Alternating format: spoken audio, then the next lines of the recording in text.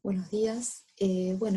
Vamos a diagramar en el transcurso de la mañana de hoy el paciente con insuficiencia cardíaca aguda.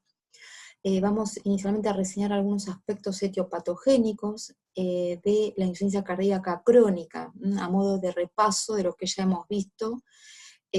Después sí pasar a lo nuevo, que es reseñar la etiopatogenia de la insuficiencia cardíaca aguda, analizar la fisiopatología de la insuficiencia cardíaca aguda y su integración con la clínica, integrarla con la crónica y jerarquizar conductas preventivas para la proyección terapéutica. Bueno, ¿cómo analizamos los aspectos etiopatogénicos y fisiopatológicos de la insuficiencia cardíaca crónica? Bueno, a modo de repaso, recordemos que cuando decimos que un paciente tiene insuficiencia cardíaca, ¿sí? Cuando presenta un síndrome clínico, un conjunto de signos y síntomas, recordemos que ya habíamos hablado en su momento, en la crónica, que los síntomas eran la disnea, la fatigabilidad, que pueden o no estar asociados a edema como signo característico de la congestión venosa por falla derecha, ¿sí? Y este síndrome clínico es en general caracterizado por una incapacidad de los ventrículos para eyectar sangre, expulsión, que es lo que se llama falla sistólica, o para llenarse, que es la falla diastólica. Esto ya lo habíamos visto. Y por otro lado, en la falla sistólica, recordemos que hay una incapacidad para mantener el volumen minuto, adecuando las demandas metabólicas normales del organismo, que eso sería la falla sistólica, o que este volumen sea suficiente, que es la falla diastólica, pero que lo va a hacer a expensas de generar mucha presión en el ventrículo izquierdo para llenarlo. Tanto una como la otra iban a tener aumento de la presión de fin de diástole. La diastólica, por incapacidad de llenar el volumen acorde a esa capacidad del ventrículo izquierdo que está rígido, ¿sí? Se llena pero a expensas de generar mucha presión. Eso sería la diastólica. Y la sistólica, ¿sí? Como hay alteración en la contractilidad, siempre hay un remanente de volumen que va a ir generando en forma progresiva aumento de la presión de fin de diástole. Recordemos que entonces habíamos dicho en su momento que podía ser aguda o crónica, izquierda, derecha o global, sistólica o diastólica, y la sistólica, como dijimos recién, tiene una fracción de eyección o una eyección baja, ¿sí? Un volumen sistólico baja, es decir, una fracción de eyección menor del 40%. Esto hace referencia a cómo lo medimos por ecocardiograma. Y la diastólica hay una alteración de la relajación ventricular, es decir, hay una rigidez con fracción de eyección conservadas. Acá explica la fisiopatología que ya vimos la clase pasada. En el medio tenemos el rulo de relación presión-volumen normal, hacia la derecha la falla diastólica, donde el llenado es normal, al igual que la expulsión, en cuanto a volumen, pero a expensas de generar mucha presión. Y a la izquierda tenemos que, por trastornos de la contractilidad, la eyección se reduce, pero siempre queda un remanente de volumen que hace que finalmente la presión de fin de diástole va a estar aumentada por ese volumen remanente. Diferencias entre falla sistólica y diastólica. En la sistólica la fracción de eyección es baja, en la diastólica es normal. La dilatación es muy característica de la falla sistólica porque hay un gran componente de tejido fibrótico, no así en la falla diastólica, por ejemplo, hipertrofia del ventrículo izquierdo secundaria, hipertensión arterial. La edad habíamos dicho que era variable, prevalecía en el sexo femenino, en la sistólica y la diastólica, en la sistólica del sexo masculino y la diastólica del femenino, pero que esto también va a ser variable, pero es importante la etiología. En la sistólica en general la cardiopatía isquémica y en la diastólica la hipertensión, obesidad y diabetes. Pero el común denominador era la disnea para las dos, porque prevalecía un aumento de la presión de fin de diástole en ambas, que se traducía en la aurícula y en la capilar pulmonar, que generaba trasudación de plasma hacia el intersticio y hacia el alvéolo.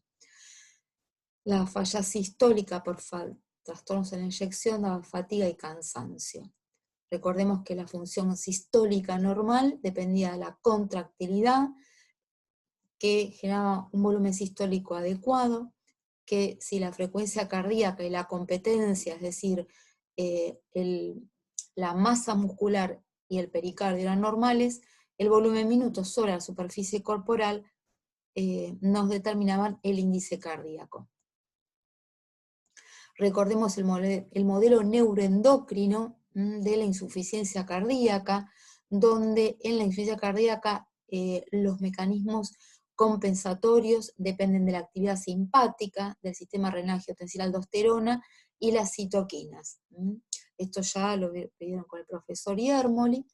Y recuerden que la hiperactividad simpática, ¿sí?, tiene como objetivo generar redistribución del flujo, la vasoconstricción arterial y venosa, y por otro lado se va a activar el sistema renal-angiotensina-aldosterona con daño miocárdico, liberación de citoquinas para el remodelado ventricular, que en definitiva es el reemplazo del músculo cardíaco por tejido fibroso. Es decir, todos estos mecanismos a corto plazo son beneficiosos porque optimizan el transporte de oxígeno, pero a largo plazo son dañinos. Por ello es importante contrarrestarlos. Ya van a ver en Medicina 2 que estos mecanismos dañinos van a ser reemplazados, van a ser tratados con beta bloqueantes para inhibir la actividad simpática y con IECA y antialdosterónicos para optimizar y evitar el daño fibrótico.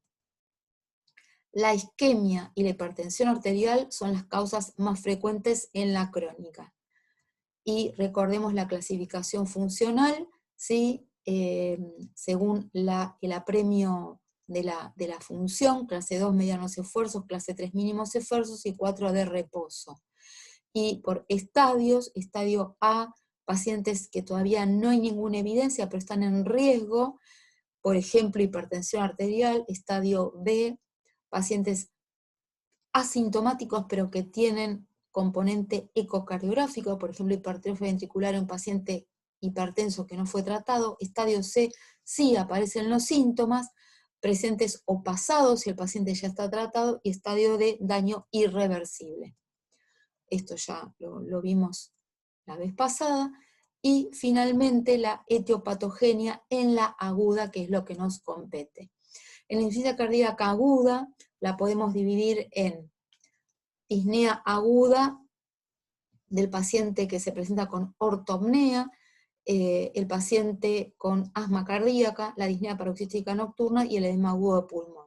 Y la insuficiencia cardíaca crónica reagudizada. En general la ortopnea, si bien no es una clasificación estricta de la insuficiencia cardíaca aguda, pero es una forma de presentación desde el punto de vista clínico que es importante considerarla, porque la ortopnea en el paciente con insuficiencia cardíaca aguda es como una constante en nuestra forma de presentación.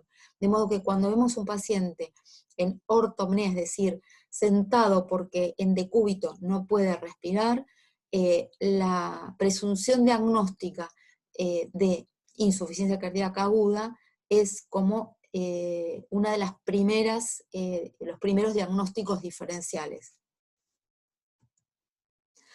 Esta diapositiva ya la vimos en la insuficiencia cardíaca crónica, reagudizado, ¿sí? Un paciente con, fíjense, tiene todo el aspecto de una disnea aguda, ¿sí? Que tiene como característica estar en ortopnea, tiene tiraje intercostal, y tiene la ingurgitación yugular, que nos pone la evidencia quizá de un paciente que esté con una insuficiencia cardíaca aguda.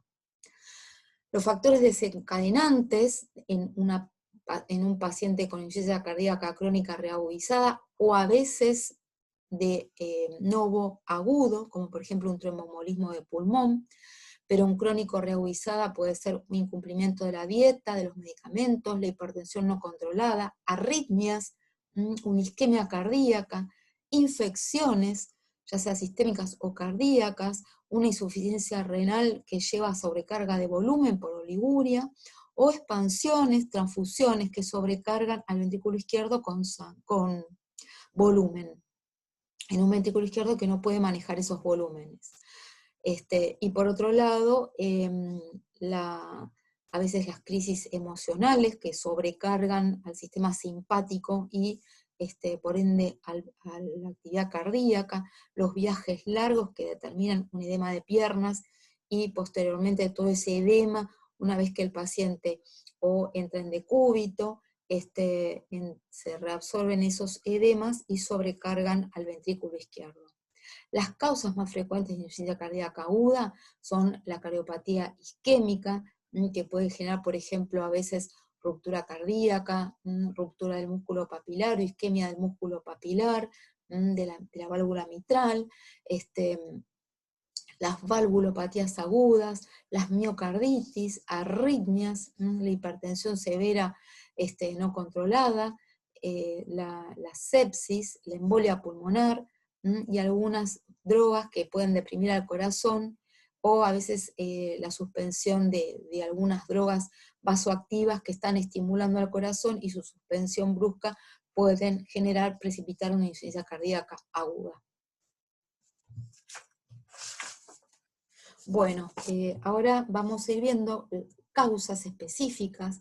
En uno está señalada las disfunciones del nódulo sinusal o las arritmias, ya sea taqui o bradiarritmias, las embolia pulmonar, la insuficiencia mitral, número 3, el taponamiento cardíaco, número 4, el infarto, es decir, las patologías isquémicas, los bloqueos aurículo-ventriculares, la insuficiencia aórtica y la disección aórtica como causas más importantes de procesos agudos cardíacos. Bueno, fisiopatológicamente, recordemos que ya en su momento mencionamos que los determinantes del volumen sistólico eran la contractilidad precarga, poscarga, la competencia mecánica y la frecuencia cardíaca, que con el volumen sistólico determinan el volumen minuto.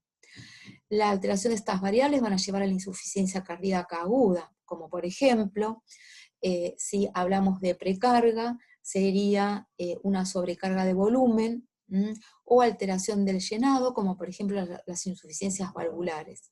Alteraciones de la poscarga, por ejemplo una sobrecarga de presión en el contexto de una crisis hipertensiva. La alteración de la competencia mecánica, como por ejemplo alteraciones valvulares, una endocarditis, por ejemplo, que altera una válvula, o pericárdicas, como por ejemplo un derrame pericárdico, una pericarditis, la frecuencia cardíaca, que altera, por ejemplo, el llenado, por ejemplo, una taquicardia. Recordemos que las coronarias se llenan en diástole, y si la frecuencia está alterada, ese llenado está alterado y facilita la isquemia cardíaca, y la eyección, que va a estar alterada, ya sea por bradi o taquiarritmias. En situaciones agudas, recordemos que hay un fallo retrógrado súbito, y esto determina muchas veces que la disminución del volumen intravascular, por esa precipitación del fallo anterógrado y aumento del volumen de fin de diástole y la presión en la aurícula, con la caída del volumen intravascular, lo que vamos a tener es estimulación de los vasoreceptores, y estimulación del tono simpático, aumenta la frecuencia cardíaca, las resistencias periféricas y la presión arterial. Entonces, el aumento de la frecuencia cardíaca se va a acompañar del aumento del volumen minuto por el volumen sistólico y la frecuencia cardíaca, y en este contexto nosotros vamos a ver que va a prevalecer el tono simpático, que a través de los receptores adrenérgicos induce aumento de la frecuencia cardíaca. Entonces, el fallo retrógrado se va a manifestar con el aumento de la presión a nivel capilar, esto sobrecarga el ventrículo derecho, y por otro lado el fallo anterógrado determina la caída de la fracción de eyección, hipoperfusión tisular y mecanismos de adaptación cardíacos. Recordemos que a nivel pulmonar, fíjense acá tenemos el alvéolo, el capilar que lo rodea, el drenaje linfático del exceso de líquido que queda en el intersticio, que normalmente representa un 5%, como en los tejidos periféricos, pero que en condiciones patológicas va a representar, cuando claudican los vasos, va a representar un porcentaje muy importante. De modo que en la insuficiencia cardíaca crónica, estos linfáticos son los encargados de llevar el sobrenadante. De modo que le da tiempo a que el linfático ejercite este proceso de llevar ese edema de sobra, que lo puede manifestar o llevar a cabo el drenaje linfático en procesos crónicos, pero no en agudos, ¿sí? Entonces ese sobrenadante de gradiente de presión a favor de un incremento de líquido en el intersticio, esto es llevado por los linfáticos. El sistema linfático actúa en crónico hasta en un 50%. Ahora en agudo no llega a actuar. Entonces, este drenaje linfático que no puede actuar en agudo determina que haya un edema, ¿sí? Que generado por un incremento de la presión hidrostática y una trasudación de líquidos al capilar pulmonar y al alvéolo, generando trastornos de la difusión de oxígeno por la ocupación alveolar de plasma, mayor rigidez pulmonar por la gran cantidad de plasma que hay en el intersticio, y se estimulan los receptores J de la disnea y aparece la disnea aguda. Fíjense los alvéolos ocupados de plasma, y recordemos la diapositiva que habíamos visto en crónico, pero aquí, debido a la incapacidad de los linfáticos de llevar ese sobrenadante de plasma, se produce una disnea aguda. Hay una disminución de la distensibilidad pulmonar por aumento del agua intersticial y alveolar, aumenta las resistencias a nivel bronquiolar, se altera el intercambio gaseoso, aumenta la frecuencia respiratoria y por lo tanto aumenta el trabajo respiratorio. Esa trasudación de volumen de plasma estimula los receptores de la disnea y lleva esta información al sistema nervioso central. Entonces recordemos, la insuficiencia ventricular izquierda va a generar disnea, el fallo por fallo retrógrado, sobrecarga del ventrículo derecho por la hipertensión de los capilares pulmonares, la hipertensión venosa con la inundación yugular, hepatomegalia, reflujo hepatoyugular y de edemas, y por otro lado, la incapacidad del ventrículo izquierdo para satisfacer las demandas metabólicas de oxígeno en los tejidos, lleva a un fallo anterógrado y la fatigabilidad.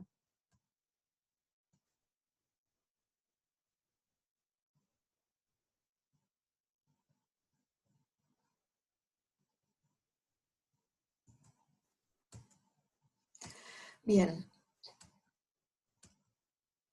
Esto es lo más importante de la clase, disnea aguda, presentación aguda en horas o subaguda días. Ortopnea, paciente no tolera el decúbito, se sienta. Disnea paroxística nocturna, el paciente busca una ventana para poder optimizar su respiración en forma súbita. Es nocturna porque se reabsorben los edemas, pero puede ser después de varias horas de estar en decúbito a cualquier hora del día. Asma cardíaco cuando agregamos a esta disnea súbita la presencia de sibilancias por edema de los bronquios. Y el edema agudo de pulmón es cuando agregamos a las sibilancias la expectoración asalmonada, producto de la trasudación de plasma con algunos eritrocitos a nivel alveolar. Es agua, es una tos con expectoración con una coloración tipo lavado de carne. En meses aparece la crónica, recordemos que esto ya lo vimos, con anorexia, edema de miembros inferiores, debilidad y fatiga. Entonces, la insuficiencia ventricular izquierda aguda, se van a estar con disnea aguda, ortopnea, disnea paroxística nocturna, asma cardíaca, edema agudo pulmón. La crónica tiene una disnea progresiva que se puede reagudizar, y la derecha es secundaria a la izquierda con hipertensión venosa. La insuficiencia ventricular global, bueno, justamente es una hipertensión venosa más disnea por insuficiencia ventricular.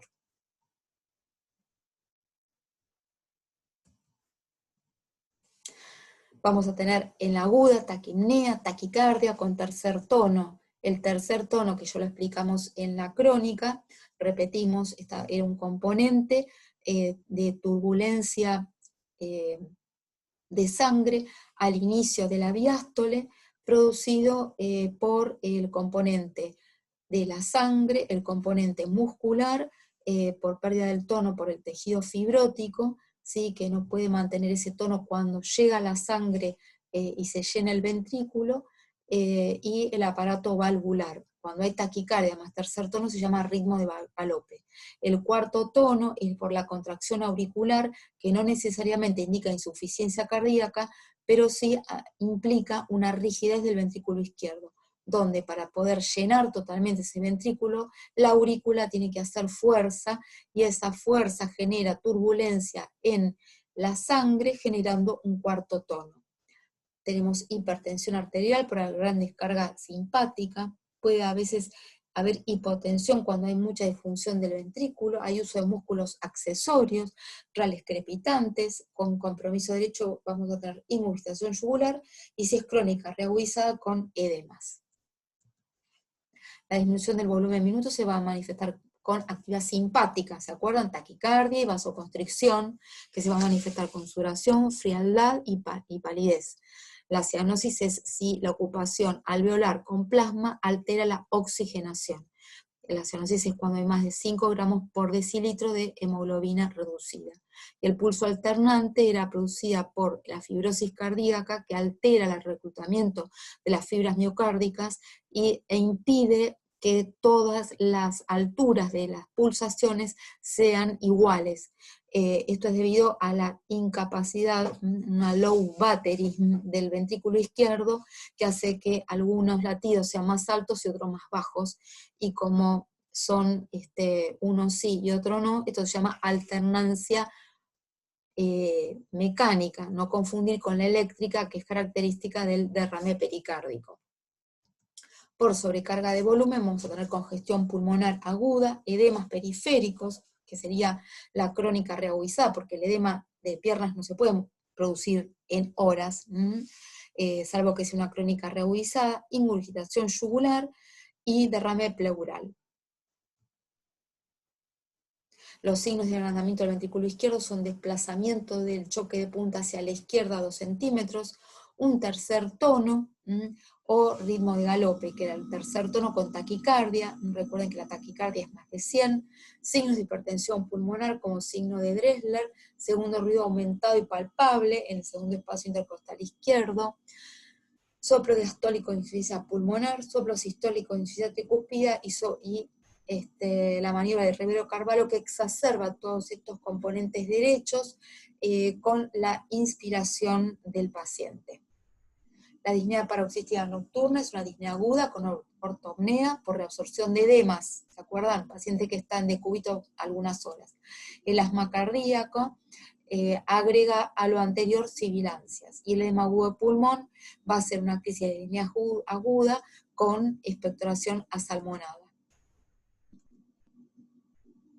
La placa de tórax va a tener aumento del índice cardiotorácico, esto lo vamos a ver en la clase de radiología cardíaca, redistribución del flujo venoso, es decir, las astas de ciervo, líneas B de Kerley, que son líneas horizontales por el intersticio o agua a nivel intrapulmonar, pleuresía o derrame pleural derecho o bilateral, pero siempre es a predominio derecho, y signos indirectos de valvulopatía, como por ejemplo la insuficiencia mitral.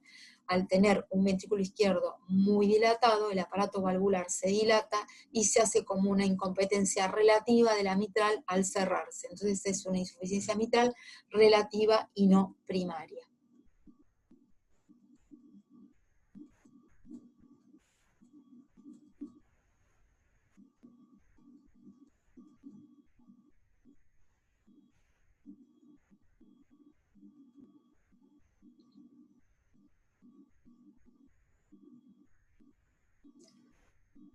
Imaginemos al paciente Luis de 60 años con disnea aguda clase 4. Su esposa llama al médico vecino de su casa y le relata que su marido, luego de 6 horas de estar durmiendo, se despierta con dificultad respiratoria, que lo obliga a sentarse en la cama y presentar tos con expectoración rosada. Esto es una disnea paroxística nocturna porque se despierta después de varias horas, pero con expectoración rosada o asalmonada, que es el edema agudo de pulmón.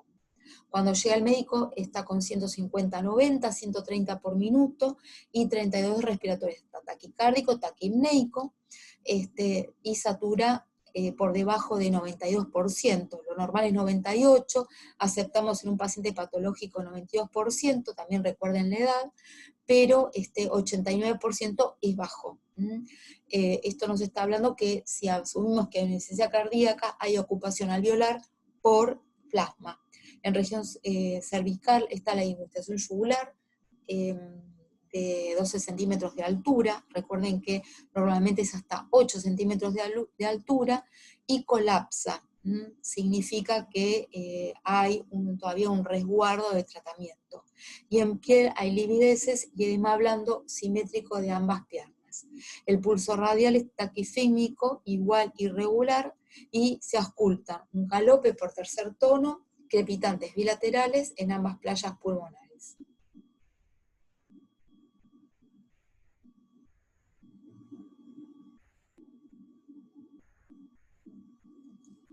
Bien.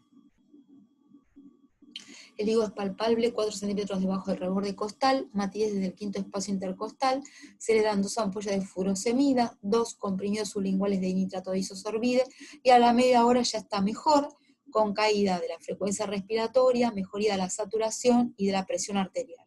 Y a la hora tiene una diuresis de 700 mililitros, saturando 92 y 93%. Tenía como antecedente ser hipertenso, tratado con enalapril, rotado en las 2 últimas semanas a dosis equivalentes de valsartán, 2 infartos sin revascularización en cara inferior hace 15 años y en cara lateral hace 10 años. Tabaquista, 6 cigarrillos durante 20 años y mide 1,60 y pesa 80 kilos. Calculen los PAC-IAR y la masa corporal. El último colesterol era de 280. Actualmente tiene enalapril 5 miligramos día, que se rotó al valsartán, carvedilol 12,5 días, rosuvastatina 20 miligramos día y aspirina 100 miligramos día. El médico evaluó los estudios de hacía un mes y en la placa tenía cardiomegalia y restricción de flujo. Y en el ecocardiograma deterioro moderado a severo de la función ventricular. Cuando mejora le refiere al médico una disnea habitual clase 2 y transgresión alimentaria la cena anterior. Y tarea para el hogar, si quieren me lo pueden ir contestando a mi WhatsApp. Recuerden, mi celular es 155-116-8072. ¿Por qué tiene disnea el paciente? ¿Qué tipo de disnea es? ¿Qué factores de riesgo tiene? ¿Cuál es el riesgo cardiovascular global? ¿Qué síndrome tiene Luis? Explique la curva de Starling en este paciente. ¿Qué estadio de insuficiencia cardíaca tiene? ¿Y qué clase funcional? ¿Y qué otras posibilidades de insuficiencia cardíaca tiene? El riesgo cardiovascular global se los voy a mostrar en alguna de las clases de la semana porque no lo hemos visto. ¿Y qué tipo de cardiopatía tiene Luis? ¿Es una miocardiopatía dilatada primaria? Bueno, estas son las patologías en el electro que ya lo habíamos visto en el crónico. En el ecocardiograma tenemos que buscar el tamaño ventricular, de la aurícula, espesor del septum, pared posterior, fracción de eyección, disfunción diastólica, alteraciones de la motilidad parietal, CIA, CIB, enfermedad mitral, aórtica, estimación de la presión en la arteria pulmonar, y los péptidos natriuréticos, recordemos rápidamente, es a título informativo, al igual que la diapo anterior, no la tienen que saber. Recordemos que los miocitos de las aurículas secretan el péptido auricular natriurético, y los miocitos del ventrículo el péptido auricular natriurético y el cerebral natriurético, ante el aumento de la presión intracavitaria. Y su dosaje, cuando aumenta, permite hacer el diagnóstico diferencial de la disnea cardíaca o pulmonar o de la insuficiencia cardíaca asintomática. recordemos que mayores de 150 picogramos por mililitro tienen mayor especificidad. Pero los valores bajos tienen alto valor predictivo negativo. Por estos motivos, la FDA aprobó la utilización del péptido natriurético para el diagnóstico de insuficiencia cardíaca. Este paciente lo tuvimos hace muchos años en una de nuestras salas. Fíjense que parece una neumonía o una neoplasia. El tema, este paciente tenía destruido su pulmón, con lo cual no podía retener el agua a nivel parenquimatoso, con lo cual se condensaba como una pseudocondensación pulmonar el agua en forma asimétrica. Mejoró con diuréticos y recordemos que el péptido natriurético es el marcador con mayor correlato para el diagnóstico y se eleva en pacientes sin síntomas con aumento de la presión de llenado ventricular y es útil para estimar el origen cardíaco de la disnea. Los niveles plasmáticos tienen que ser superiores a 100 picogramos por mililitro.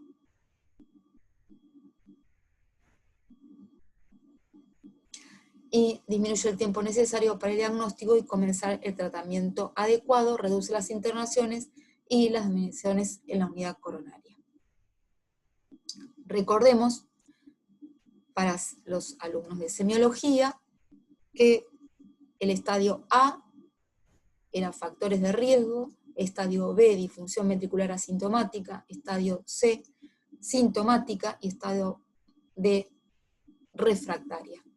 Lo que tenemos que lograr, evitar que el paciente pase del estadio A al B. Y esto sería nuestro objetivo, evitar llegar al estadio 4, obviamente al estadio C, en la medida de lo posible. Muchas gracias.